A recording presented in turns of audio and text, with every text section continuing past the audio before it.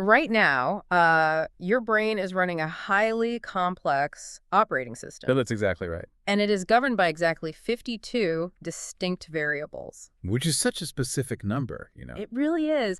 And the thing is, chances are your code is corrupted. Oh, almost certainly. Right, like you are probably experiencing system crashes right now, and that takes the form of, well, low-grade anxiety, maybe ambient stress, or, that completely magnetic urge to just doom scroll when you really should be sleeping. Yeah, we've all been there at 2 a.m. Exactly. So today we are looking at a 2,500-year-old manual. And modern neuroscientists, I mean, the people with the multi-million-dollar fMRI machines, they're calling this the most advanced psychological debugging tool ever created. It's honestly incredible when you dig into it. It is. So, welcome to another deep dive. Today we are exploring a territory that you, the listener, navigate every single second of your waking life. But you probably have never actually seen a reliable map for it. Most people definitely haven't. Right. So our source material today is this really fascinating strategy document. It's a brief titled Ancient Buddhist Psychology as a Modern Scientific Framework. Just a huge, huge title. Yeah, it sets a tone. And our mission today is to explore a bold, I'd say almost audacious claim inside this document Which is? that ancient Buddhist texts actually contain a highly systematic, empirically grounded psychological model, and that our modern neuroscience is like only just right now starting to validate it. Yeah, it is a massive paradigm shift. I mean, it is so crucial to frame this correctly right from the jump, because this document is actively repositioning an ancient contemplative tradition. Repositioning it how? Well, we are not looking at a mystical belief system here.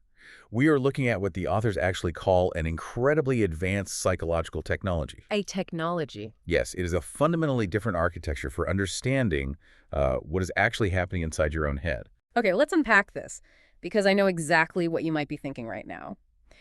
You hear the words ancient Buddhism and psychology just shoved together in the same sentence, and your mind immediately jumps to, well, woo-woo spirituality. Right, like crystals and incense. Exactly. You picture burning incense, or maybe, a generic mindfulness is good for your corporate burnout HR seminar. Oh, the worst kind of seminar. Right, or just some guy in linen pants telling you to, just breathe, man. We are absolutely not doing that today. No, we are not here to give you a spa day version of meditation. We are going to examine these texts as a highly advanced clinical and precise mechanism. Which they really are. Yeah, we're looking at the actual gears and pulleys of human consciousness. And, the timeliness of the source material, it really cannot be overstated. I mean, consider the cultural moment we are in right now. We're basically in a crisis. We are. We are sitting in the middle of a global mental health crisis. Traditional interventions, both pharmaceutical and therapeutic, they are genuinely struggling to keep up with the sheer scale of the problem. Yeah, it's overwhelming the system. Completely. And simultaneously, meditation has achieved this massive mainstream acceptance. Plus, there is this exploding academic interest in the hard science of consciousness study. Right, you see it everywhere now. Exactly.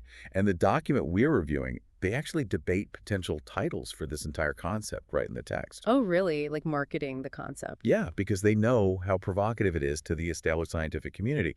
So they were weighing why Buddhist psychology is the most advanced science of the mind against a more, lyrical option, Which was? the neuroscience of nirvana. Okay, I have to say, the neuroscience of nirvana has a great ring to it. Oh, it really does. I can totally see that on the cover of an airport bestseller, but it feels a little, I don't know, a little light, maybe a little too poetic, if you're actually trying to convince a room full of highly skeptical cognitive scientists. Yeah, you hit the nail on the head. The authors actually came to the exact same conclusion. Makes sense. Yeah, they leaned toward the first one.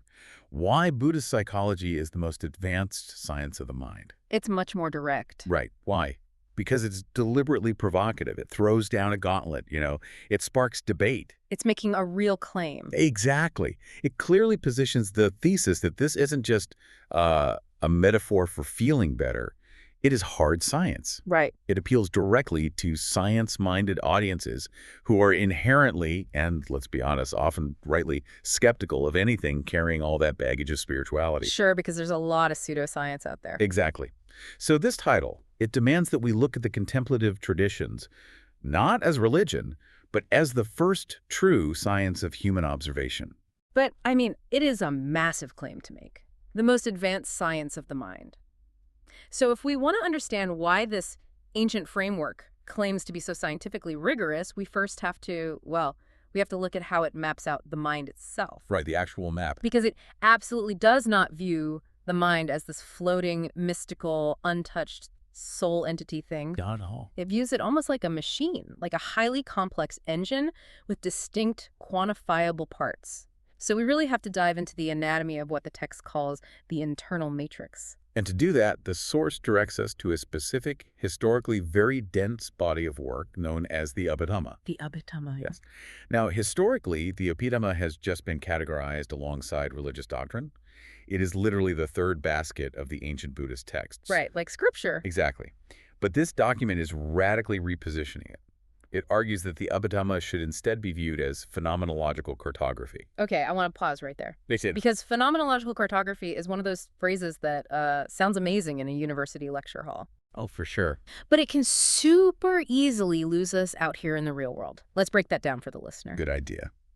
So cartography, obviously, is map making. We think of topography, drawing contour lines, charting the boundaries of a new continent. Right, physical maps. And phenomenology, that's the philosophical and scientific study of conscious experience, specifically from the first-person perspective. Right. It is the study of what it actually feels like to be you. Yes, exactly. So putting them together, the Abhidhamma is quite literally a map-making endeavor for your own internal, subjective experience. That is a brilliant way to translate the concept. I mean, when we make a map of a mountain range, we use satellites to measure external physical dimensions, right? Right, elevation, coordinates. Exactly. Here.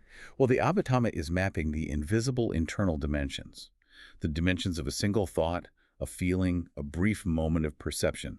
And it's doing it with the exact same level of scientific rigor as the satellite. That's wild. It really is. And the absolute cornerstone of this internal map is the concept of the 52 mental factors. The ancient Pali term used in the text is cetasicus. Cetasicus. Okay, I'm going to hold on to that word. Tell me what these 52 factors actually are.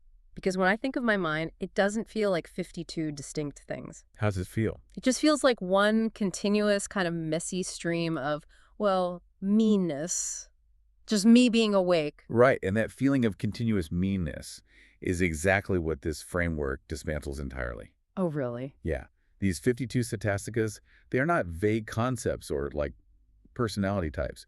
The source explains that they function strictly as variables in consciousness. Variables, like in an equation. Exactly. They are the granular building blocks of any given millisecond of your experience. And the text breaks them down into very specific categories. Like what kind of categories? Well, you have universal factors that are present in every single moment of consciousness. Things like phassa, which is contact with the stimulus. Okay, so just noticing something is there. Right. Or vedana, which is the raw feeling tone of an experience, like whether it is pleasant, unpleasant, or completely neutral. So every second has a feeling tone. Every single millisecond, yeah. Then you have occasional factors like virya, which is energy, or chanda, which is intention. Okay, I'm tracking. And, crucially, it categorizes wholesome and unwholesome factors.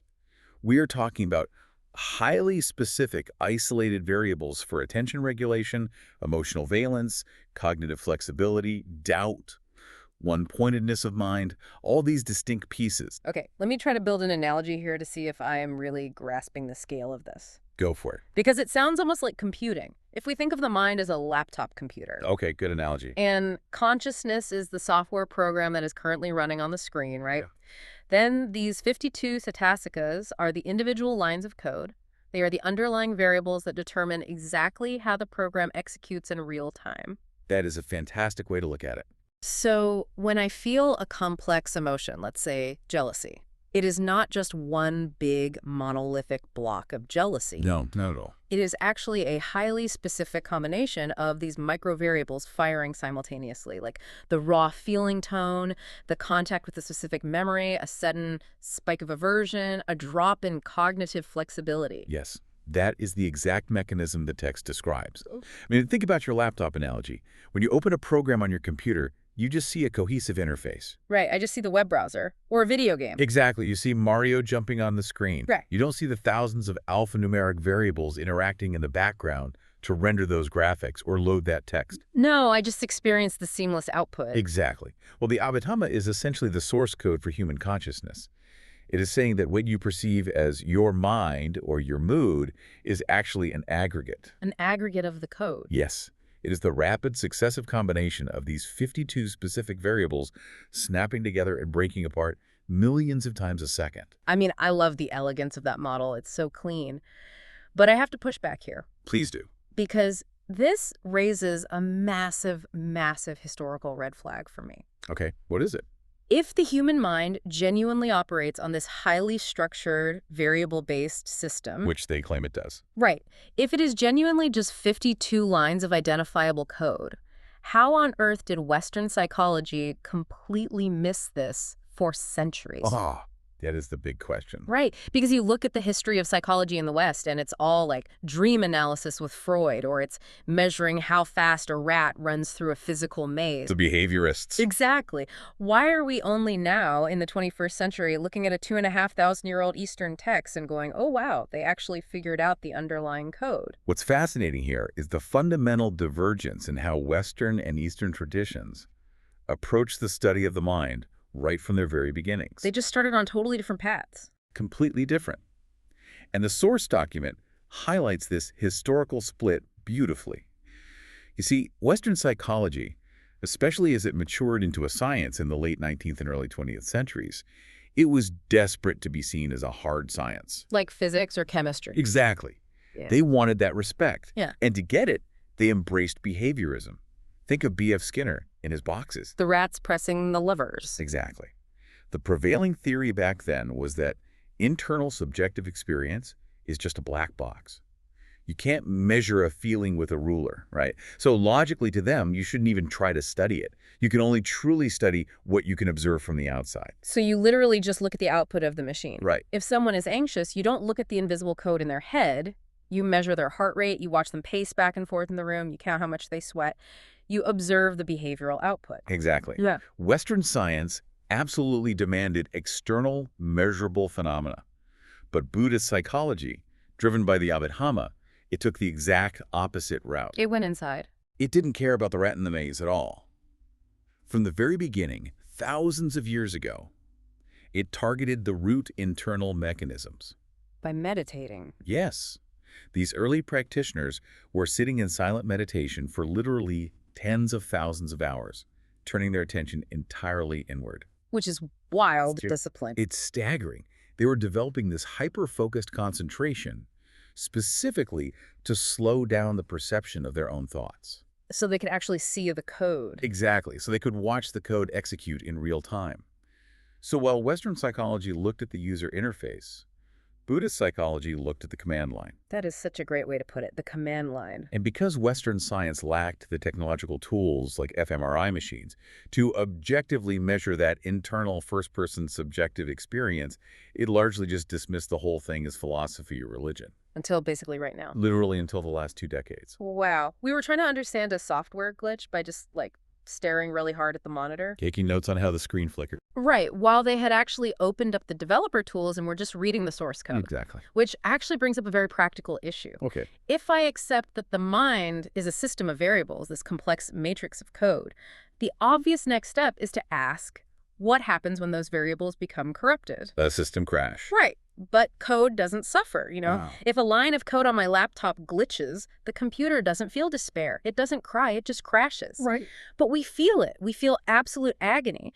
So how does this framework explain the actual visceral experience of human suffering? This is where the text decodes the mechanics of mental suffering. Yeah. And I have to warn you, it is a complete departure from how we usually talk about pain. It has to be a huge paradigm shift. Because, in a lot of Western thought, especially in our literature, our art, our philosophy. Romantic. Exactly, the romantics. Suffering is framed as this unavoidable existential condition. It is the human condition, right?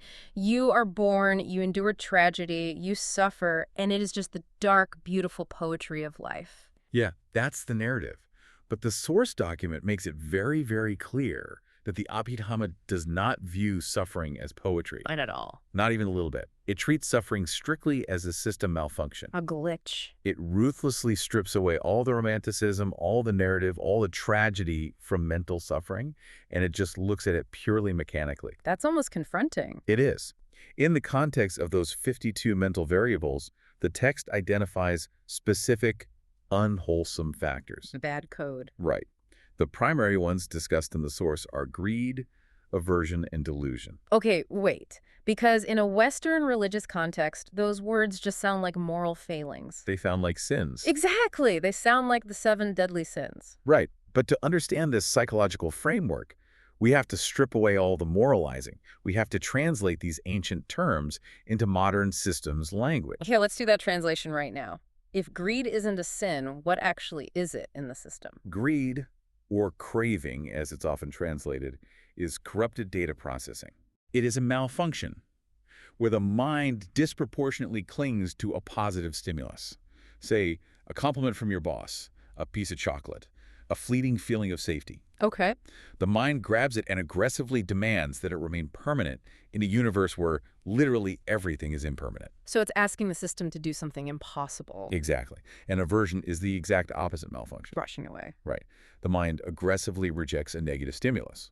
This creates massive internal friction and heat in the system because it completely refuses to accept the reality of the present moment. It's fighting reality. Yes. And then delusion. That's the underlying fundamental error in how the system perceives reality in the first place. It is a systemic misapprehension of the incoming data. So the whole OS is just reading the data wrong. Exactly. When these specific unwholesome variables are active, the processing is corrupted. The heat and friction generated by that corrupted processing, well, that is this subjective experience we call suffering. Here's where it gets really interesting.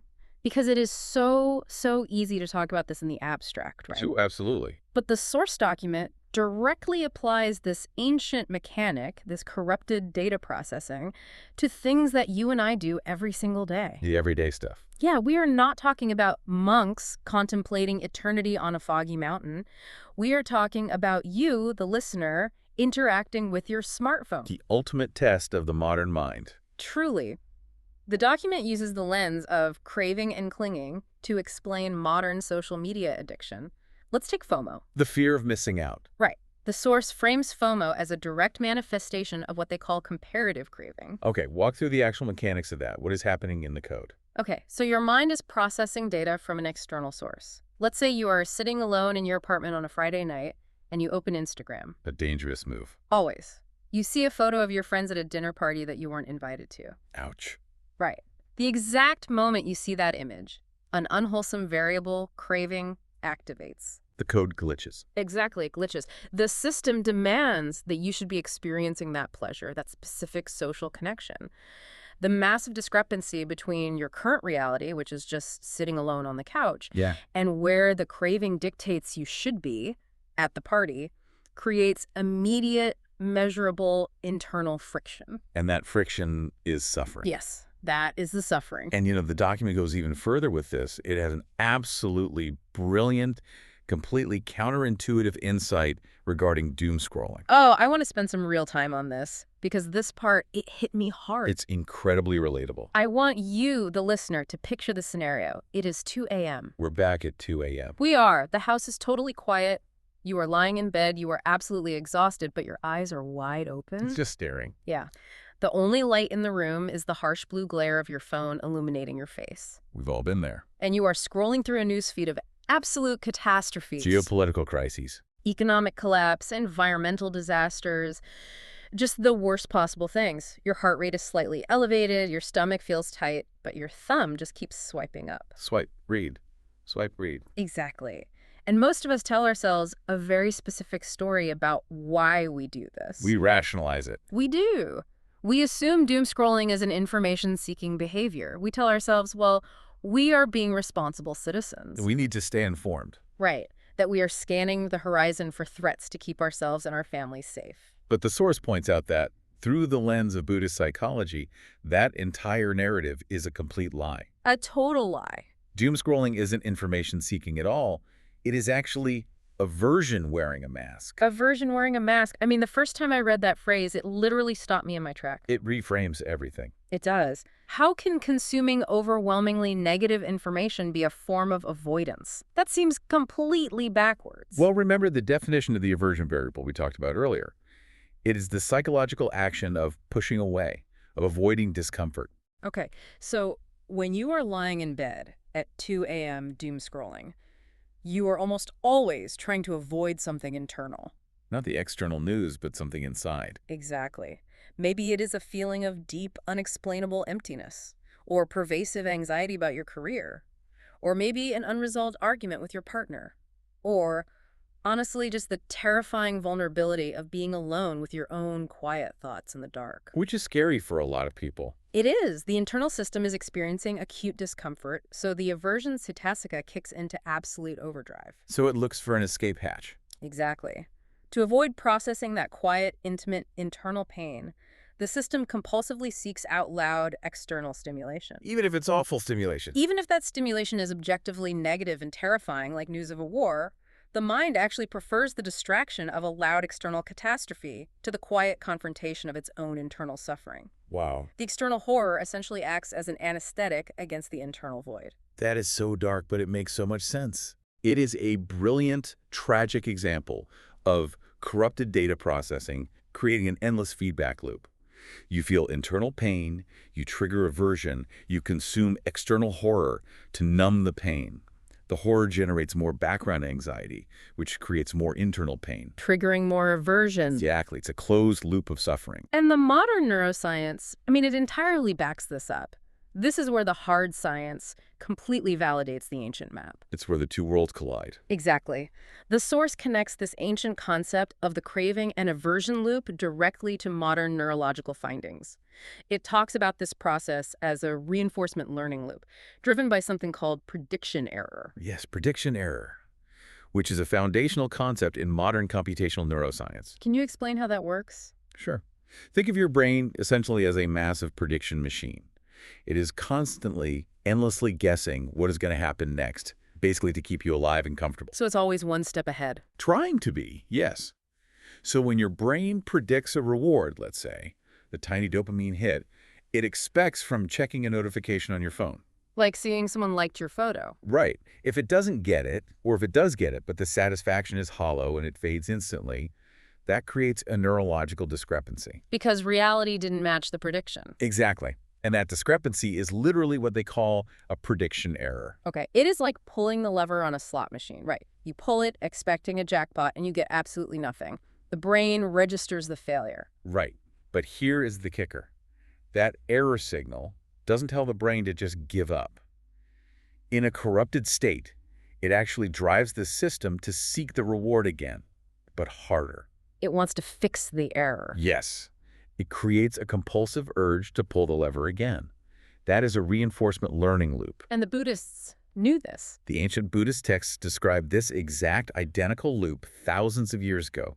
Obviously, they didn't use the term dopaminergic prediction error. Oh, right, they didn't have the vocabulary. No, they simply called it the cycle of craving and suffering, or, on a micro level, samsara. And to ground this even further in physical anatomy, the source brings up a specific, highly studied network in the brain to validate this entire mechanism. The default mode network. Exactly, the DMN. I want to make sure we explain this really clearly for the listener. It's vital. So the DMN is essentially a network of interacting brain regions. This includes things like the medial prefrontal cortex and the posterior cingulate cortex. Right. And this network becomes highly active specifically when you are not focused on a task in the outside world. It's the resting state. Right. It is the neurological background hum. It is what turns on when your mind is just wandering, when you're daydreaming in the shower, or, crucially, when you are ruminating about yourself. That is the key phrase right there. Yeah. Ruminating about yourself. The self-obsession network. Exactly. The source points out that activity in the default mode network correlates perfectly with the Buddhist concept of self-referential thinking. In the Abhidhamma, unchecked self-referential thinking, which is the mind constantly generating these narratives revolving around I, me, and mine. that is considered the primary engine of delusion and suffering. It is the mind constantly running the script. What do people think of me? What is going to happen to my career? Why did that person look at me that specific way? Yes, it's exhausting.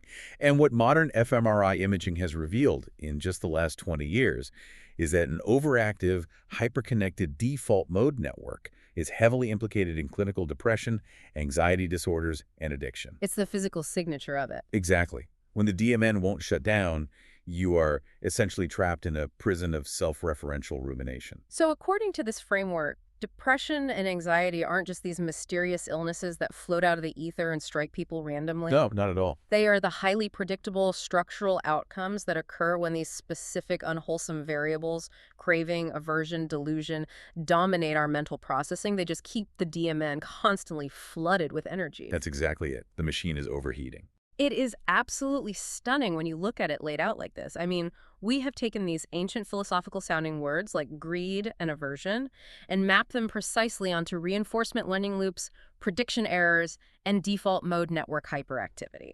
It is a perfect one-to-one translation. We have diagnosed the system malfunction perfectly. We can see exactly how a modern habit, like our 2 a.m. doom scrolling, triggers the aversion variable, lights up the DMN, and corrupts our data processing. The diagnosis is clear. But I have to stop us here, because as any doctor will tell you, a brilliant diagnosis is not a cure. Very true. Knowing that my laptop's operating system is crashing, and even knowing exactly which lines of code are causing it, that doesn't fix the computer. No, the screen is still frozen. Right, I'm still suffering. So the real question is, how do we actually debug this ancient code? This is the pivot. This is exactly where we transition from the theoretical cartography of the mind to the systematic implementation for the modern mind. Moving from the map to the tools. Exactly. We move from drawing the map to actually handing you the tools to navigate and reshape the territory yourself. And the primary tool for this debugging process, according to the source document, is meditation. Okay, but we need a massive caveat here. Yes, we do. This is a massive distinction that we have to hammer home right now. Yeah. Meditation is not presented here as a relaxation technique. Right. If you think meditation is just about, putting on some Spotify playlist of whale sounds. For rain noises. Right, lighting a sandalwood candle and taking a nice little nap, sitting upright in a comfortable chair, this framework is going to be a severe shock to your system. A total shock.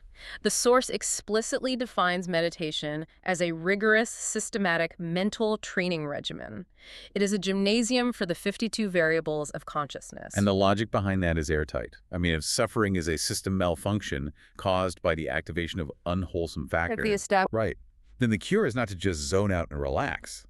The cure is to intentionally, forcefully cultivate and strengthen the wholesome factors to literally overwrite the corrupted code. You have to push back against it. Exactly. And the ancient texts, they don't just say, hey, try to be a better person. They outline highly specific, targeted clinical practices designed to alter specific mental factors. For instance, the source discusses the practice of metta. Okay, metta, which is most commonly translated in the West as loving-kindness meditation. That's the usual translation. Which, I have to admit, it sounds incredibly soft. It sounds like the exact opposite of rigorous code debugging. It sounds like giving the code a hug. It really does sound soft in translation. But in this scientific framework, metta isn't about conjuring up a warm, fuzzy, sentimental feeling toward humanity. It's not. No. It is prescribed as the specific, direct, mechanistic antidote for the variable of aversion. Okay, walk me through the mechanics of that. Let's make it real.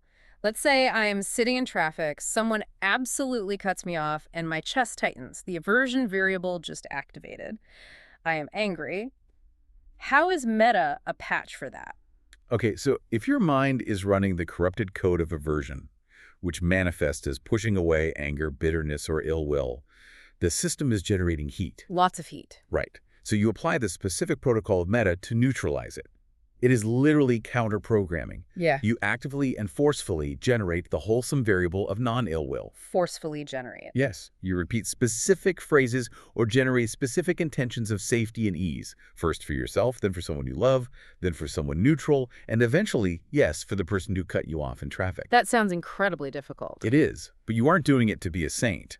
You're doing it because the human mind, structurally, cannot hold the variable of profound aversion and the variable of genuine loving kindness in the exact same millisecond of consciousness. They are mutually exclusive. Exactly. You are literally overriding the code of ill will by flooding the system with its direct systemic opposite. I see. It is entirely functional. It's not moral, it's mechanical. Precisely. Okay, another specific protocol the source mentions is anapanasati. Yes, a foundational one. But again, I need you to explain how this actually works, because anapanasati is mindfulness of breathing, right? Right. Sitting and watching your breath go in and out of your nose.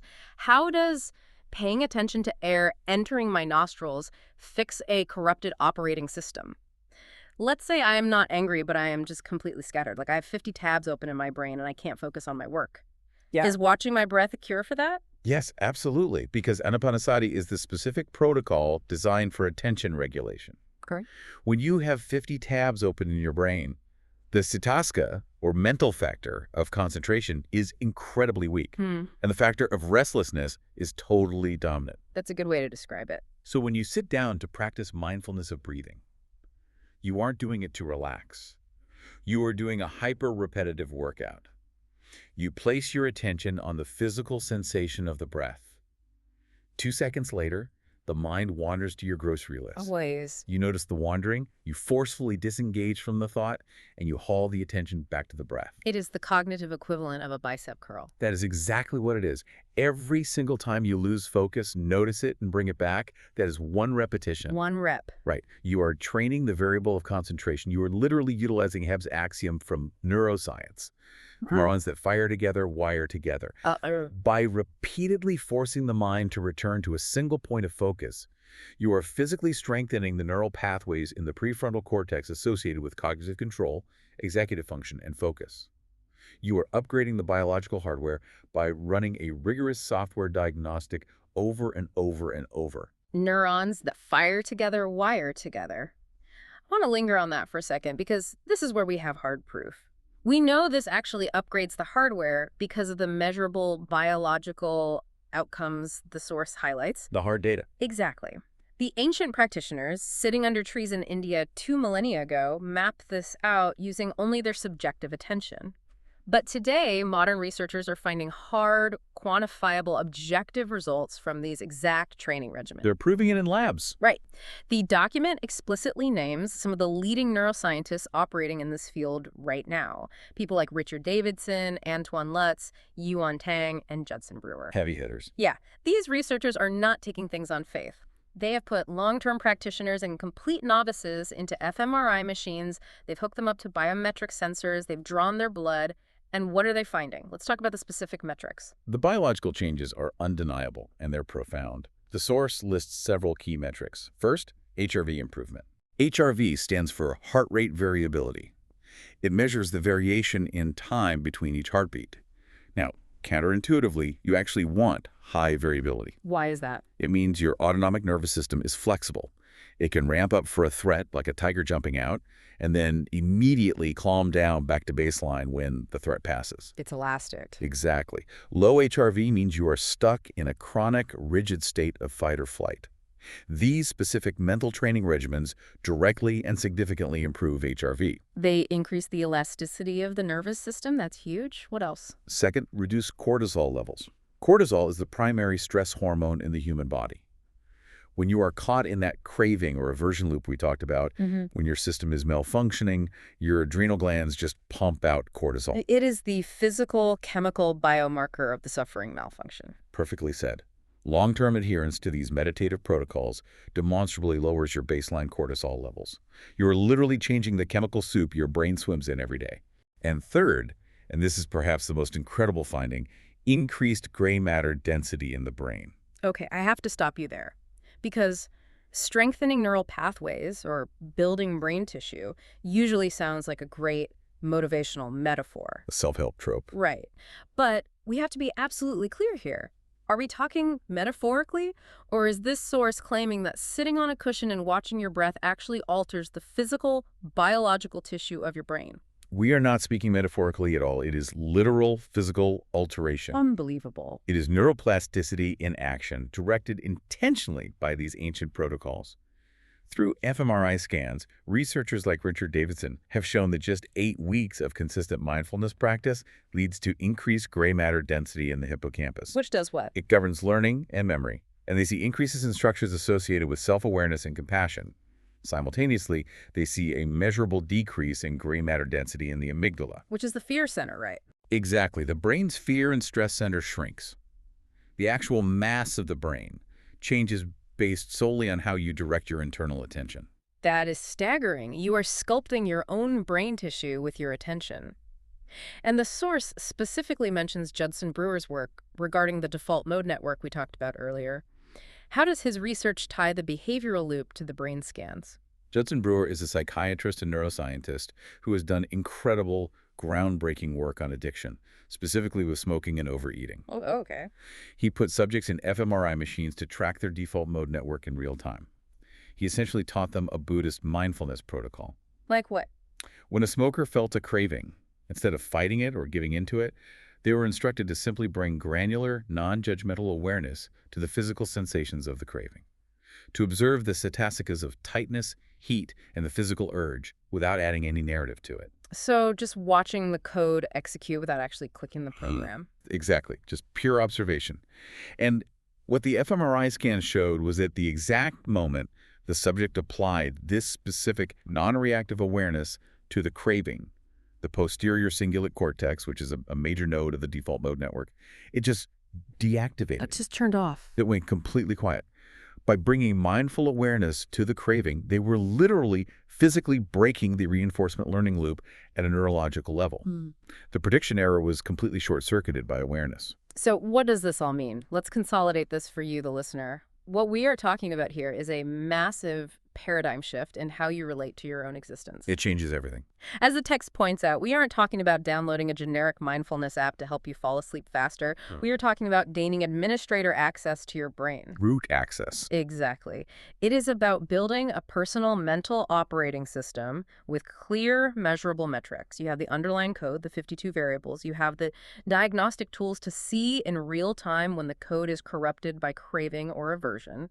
And you have the specific targeted software patches like Meta for aversion or an Apanasati for scattered attention to debug the system, which then astoundingly results in upgraded biological hardware. And, the source document suggests a brilliant exercise to really cement this. What's that? Comparing this comprehensive Buddhist framework against the other dominant psychological models we use today in the West, it really highlights the depth and uniqueness of this ancient system. Oh, that's a great idea. Take CBT, cognitive behavioral therapy, which is currently the absolute gold standard in Western psychological treatment for anxiety and depression. Let's do a role play to really illustrate this. I want to see the exact difference in mechanism. Okay, let's do it. Let's say I am a patient. I just got laid off from my job unexpectedly.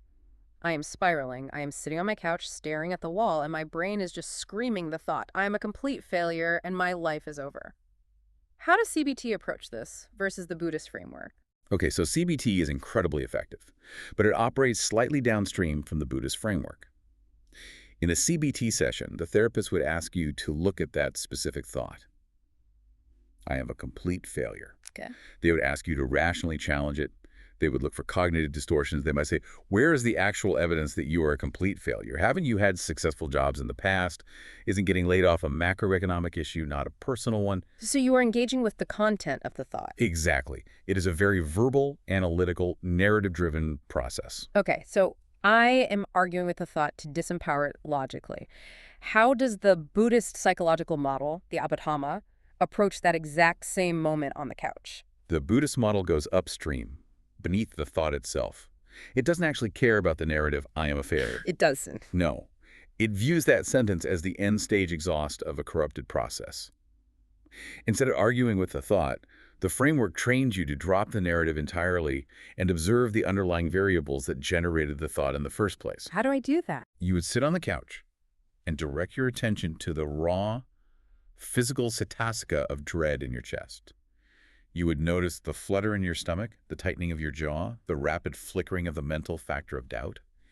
You observe the physical and energetic phenomena rising and falling without attaching the story of your job loss to it. Wow. It is literally the difference between arguing with the output on the screen versus rewriting the code that generated the output. Yes. By observing the raw sensation without the story, you starve the default mode network of the narrative fuel it needs to keep the anxiety going. You cut off the fuel supply. And what about compared to psychoanalytic models, like the classic Freudian or Jungian approach where you dig into childhood trauma to find the root of the neurosis? Well, psychoanalytic models rely almost entirely on narrative architecture. You spend years telling the story of your past, examining your relationship with your parents, unpacking early traumas, all to understand why you are acting a certain way in the present. Which takes a long time. It does. Buddhist psychology is profoundly, radically non-narrative. It doesn't care about the historical story of why your father made you angry 20 years ago. It only cares about the phenomenological reality of anger as a corrupted variable in this exact present millisecond. So it's real-time systems monitoring versus historical narrative analysis. Exactly. Now, both have value, obviously. But the Buddhist framework offers a level of real-time clinical precision over the mechanics of consciousness that is entirely unique. That level of clinical precision is staggering to contemplate. But we have to address the elephant in the room here. There's definitely an elephant. Treating an ancient, deeply revered, sacred Eastern tradition simply as a mental operating system, or referring to statistics as lines of code, is absolutely going to ruffle some feathers. Oh, it already has. You can't just take thousands of years of profound cultural and spiritual heritage, strip it down to software terminology, and present it to Western science without getting massive pushback from multiple directions. No, you definitely can't. So how do we address the inevitable skeptics? The authors of the source document are acutely aware of this tension. They actually anticipate it perfectly in the text. The document identifies three major challenges to this secular, scientific approach to Buddhism, and it provides specific, logical frameworks for how to address them. Okay, I love this. Let's role play this out too. All right. I am going to play the skeptic, representing both the religious traditionalist and the materialist scientist. And you use the source's logic to counter me. I'm ready. Challenge number 1, straight from the text, stripping the spiritual essence. So I'm a traditionalist, I'm looking at the strategy document, and I am offended. I say to you, aren't you just stripping Buddhism of its spiritual soul? You are taking something beautiful, holy, and transcendent, and you are turning it into a sterile productivity hack for Silicon Valley executives. You are completely ignoring the profound spiritual dimension of liberation. It is a totally valid concern. But the response, based firmly on the source's logic, is that we are not denying the spiritual dimension at all. We are simply making the foundational psychological mechanics accessible to a broad, secular audience who is currently suffering. Okay, but how? The beauty of this framework is that it is fundamentally a technology of the mind. And technology works regardless of your metaphysical beliefs. What do you mean by that? Give me an example. You do not have to believe in the Buddhist cosmological concepts of reincarnation, rebirth, or the various realms of existence for the protocol of anapanasati to physically increase your gray matter density. The brain still changes. Exactly. You don't have to believe in karma for metta to lower your cortisol levels. The mechanical intervention yields the biological and psychological result, completely independent of the religious overlay. The authors argue that we aren't destroying the temple, we're just studying the architectural principles and the physics that keep the roof from collapsing. If the physics work, they work for everyone, regardless of faith. Okay, that is a really solid defense. But let me push harder on a more cultural front. Challenge number 2, cultural appropriation and cherry picking. This is a big one. Yeah. I say to you, you are just taking a sacred Eastern tradition, cherry-picking the parts that fit nicely into a Western, capitalist, scientific worldview, like the parts that make you less stressed at work, and you're ignoring the vast ethical and communal frameworks of the tradition. Isn't this just textbook cultural appropriation? If we connect this to the bigger picture, the source provides a fantastic historical analogy here. It argues that we are treating this as a testable framework exactly the same way we approach other ancient systems of thought from around the globe. Think about Aristotelian logic or Stoic philosophy. Okay, Aristotelian logic. When we study that in a university philosophy class, or when a modern tech entrepreneur reads Marcus Aurelius and applies Stoicism to their business strategy, no one accuses them of cultural appropriation. Precisely. No one demands that the entrepreneur adopt ancient Greek religious beliefs, put on a toga, and start sacrificing bulls to Zeus. That would be ridiculous. Right. We recognize that these ancient cultures produce profound, universally applicable frameworks for human thought and resilience. The source argues that Buddhist psychology deserves the exact same treatment. The focus here is academic rigor, not religious conversion. We are testing the hypothesis of the Abhidhamma against the modern scientific method. We are honoring the tradition by taking its claims seriously as science. Right. If a mathematical equation works, it works, regardless of who discovered it or what they believed about the afterlife. Exactly. Okay, final challenge. Challenge number 3, the modernist assumption.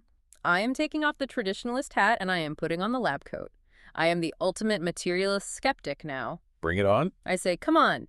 You're telling me a text written on palm leaves thousands of years before the invention of the microscope, the fMRI machine, or the discovery of the neuron knows more about the brain than we do. Mhm. Modern science has definitely surpassed this. We have mapped the human genome. We are building neural implants. This ancient stuff is a cute historical artifact, but it is deeply outdated.